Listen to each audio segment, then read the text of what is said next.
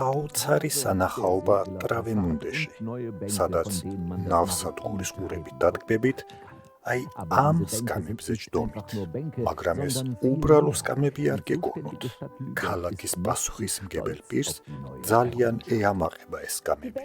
ეს სკამები არ გახლავთ უბრალო სტანდარტული სკამები, რომლებსაც კატალოგში აირჩევთ, არამედ სპეციფიკური წარმოების სპეციალურად ჩვენი ქალაქისთვის.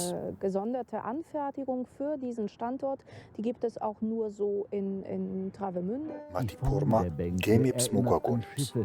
ხეკი განსაკუთრებით დახვეწილია. ამ ექსკლუზიურობას თავისი ფასი აქვს. თითოეული სკამი 20,000 ევრო ღირს. რა თქმა უნდა, სკამები შეიძლება ღირდეს რამოდენიმე ათასი, მაგრამ არა 20,000. როგორ არა?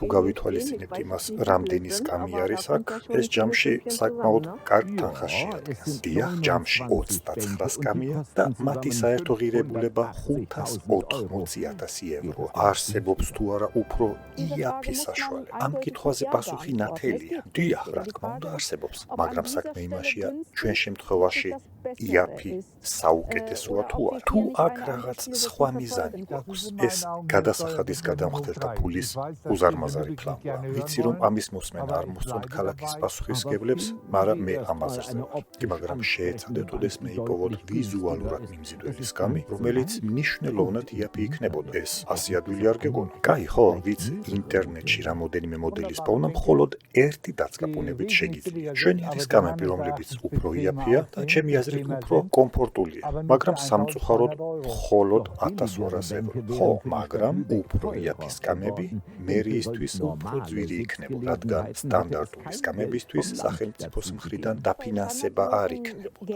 სტანდარტული გადაწყვეტილებებისთვის ამ გრანტების დაფინანსება არ იქნებოდა. პროგრამა შექმნილია ამ უნიკალურობისთვის ხაზგასასმელად და ისეთი ხარისხის შექმნა, რომელიც შესაბამისი იქნება ჩვენი ადგილმდებარეობისთვის. გახსოვდეთ, თუ იაფად ყიდულობთ, მარტო ყიდულობთ. მხოლოდ ძვირადღირებული გადაწყვეტილებებისთვის ყრის სახელმწიფო 70%-ს. შეუძლია თუ არა უბრალო ადამიანსაც ამის გაკეთება. მაშინ ვეთქოდი, მოდი ჩემი ძველი სახურავი ახადეთ და ახალი დამიმონტაჟეთ. საერთოდ არ მაქვს პრობლემა, მაგრამ საქმე ამაში არ არის.